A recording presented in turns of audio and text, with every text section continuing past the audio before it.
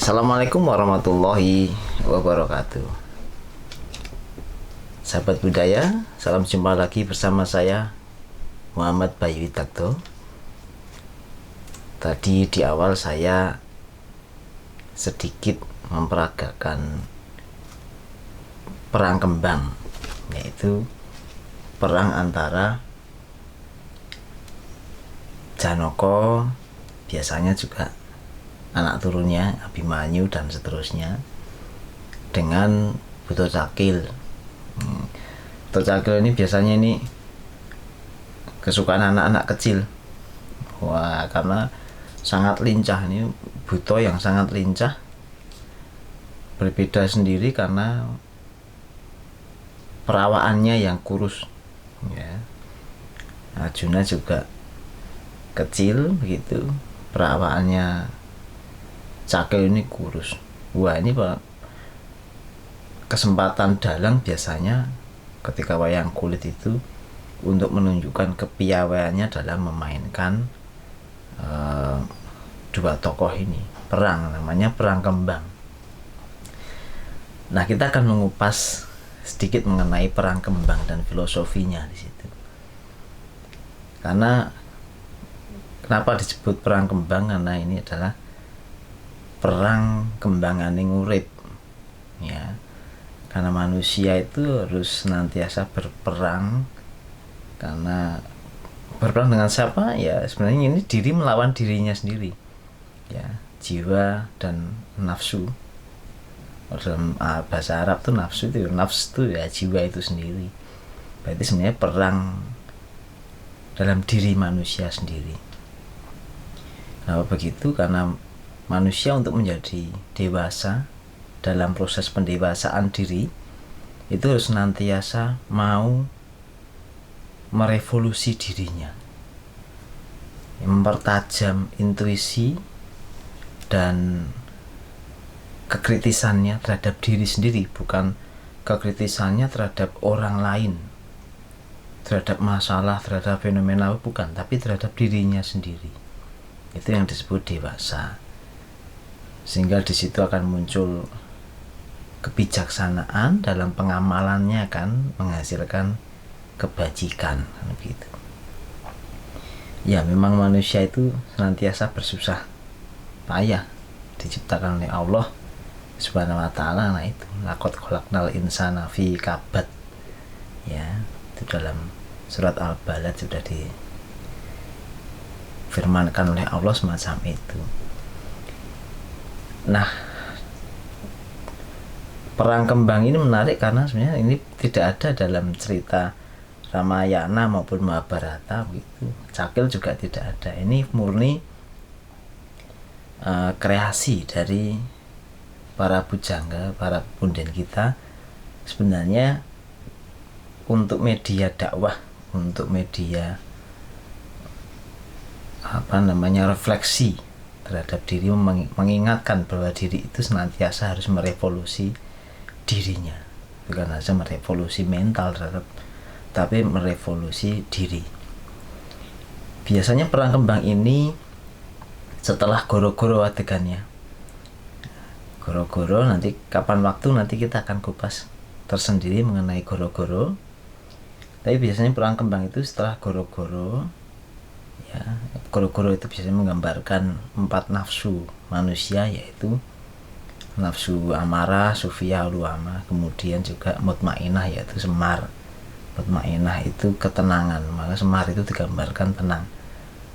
Janaka jika didampingi oleh semar yang tenang itu, maka dia bisa kembali fokus untuk menyelesaikan masalah.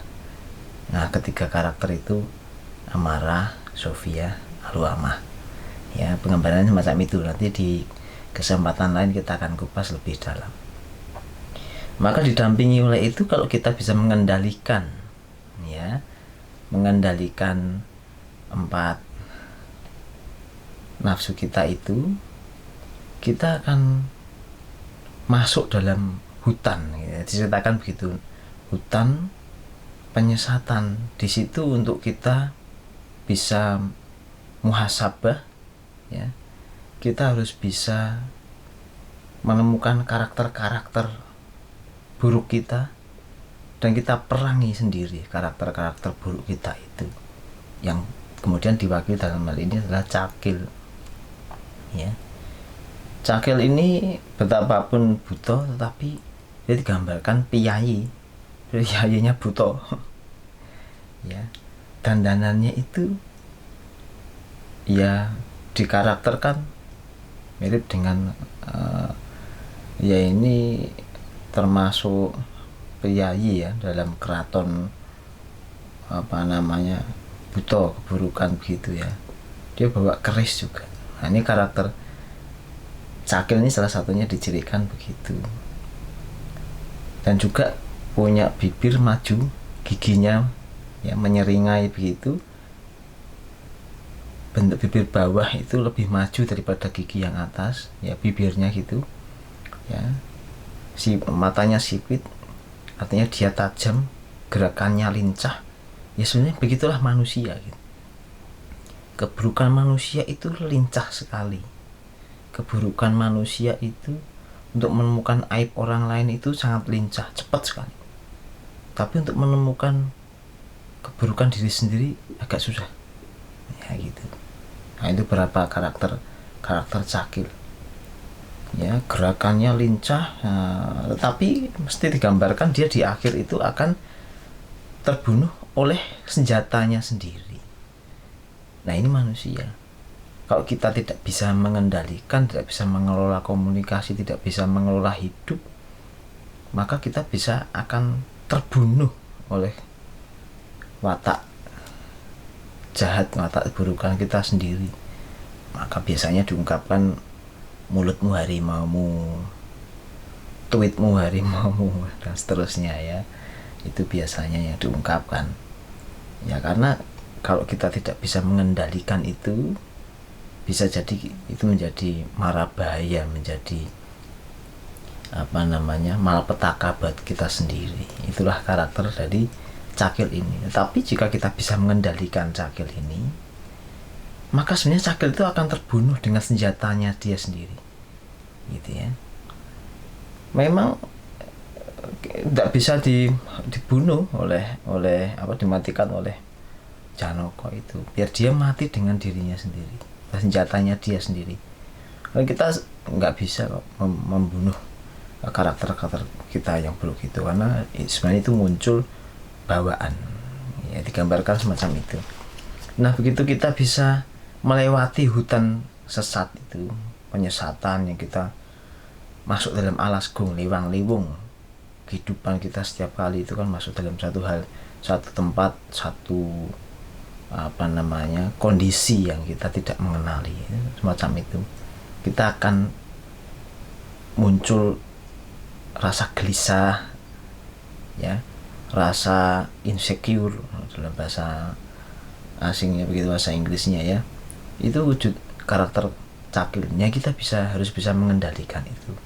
Maka kita selalu akan didampingi oleh 4 nafsu itu, ya. Kita harus mengendalikan 4 nafsu, bukan membunuh nafsu amarah, bukan. Nafsu amarah itu masih penting, ya. Betapa, ya, Amirul Mukminin Umar bin Khattab itu terkenal dengan amarahnya, tapi dia bisa mengendalikan amarah itu untuk kebaikan, gitu. Bahkan setan pun, ya, dikisahkan setan pun takut, malas kalau ketemu sama Amirul Mukminin Umar bin Khattab karena ketegasannya. Itu nafsu amarah sebenarnya bisa dikelola, ya, dengan baik. Tentu saja didampingi dengan nafsu mutmainnah, ya, yang tenang. Maka setelah bisa memenangkan perang itu, kemudian Janaka bisa mencari solusi biasanya ke kakeknya yang abioso untuk mendapatkan wejangan-wejangan, yang solusi itu nanti akan bisa digunakan untuk memecah kebuntuan, menyelesaikan masalah yang ada dalam satu cerita panjang semalam itu. Kisahnya semacam itu. Nah, lucunya itu setiap kali cerita wayang ya bergulir itu pasti akan muncul Cakil ini nggak mati-mati ya, memang karena ini adalah penggambaran perang diri melawan diri, nafs atau jiwa melawan jiwa itu sendiri. Jadi sungguhnya ini memang perang melawan diri kita sendiri, sama seperti sabda Kanjeng Nabi Muhammad SAW, Allahumma sholli alaihi, selepas perang Badar itu sebenarnya ada perang yang lebih besar lagi yang akan dihadapi oleh kita bersama, yaitu perang melawan diri sendiri. Nah, demikian sekiranya dakwah singkat melalui wayang Cakrik Bakdik ini, yaitu wayang syahadat ya, yang saya posisikan sebagai wayang syahadat, yaitu wayang untuk dakwah ya. Semoga dengan penggambaran ini kita bisa muhasabah semakin mendalam, bagaimana menemukan karakter kita sendiri dan bagaimana menyikapi betapa sebenarnya setiap waktu dalam pendewasaan kita akan berperang melawan diri kita sendiri, akan merevolusi diri sendiri. Semoga bermanfaat buat kita semua. Kita ketemu lagi di sesi yang akan datang ya. Salam sehat semangat, salam budaya, sahabat budaya sekalian. Assalamualaikum warahmatullahi wabarakatuh.